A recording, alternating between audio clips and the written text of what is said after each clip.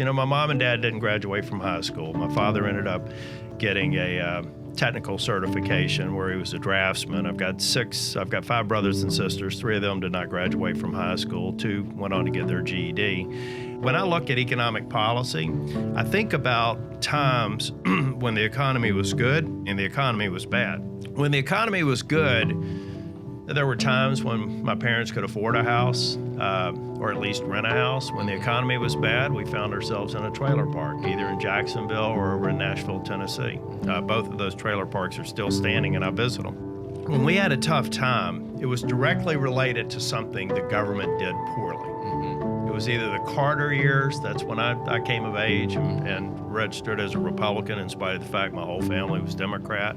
But you could see these spikes, these ebbs and flows, and the impact on me. So I tell everybody, when you're a U.S. Senator, they immediately think that you probably went to an Ivy League school and you grew up in a suit. I certainly didn't grow up in a suit. In fact, I don't think I ever owned a suit until I was probably 21 years old.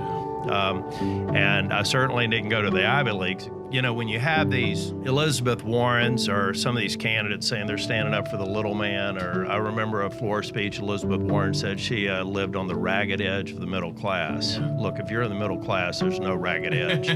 But when you're in the lower class or lower middle class, then you understand what it means to have government rain down on you. Just the impact that government can have on that strata of the socioeconomic spectrum is enormous. There couldn't be a more stark contrast between what the Democrats are offering and what President Trump and a Republican majority in the Senate have to offer.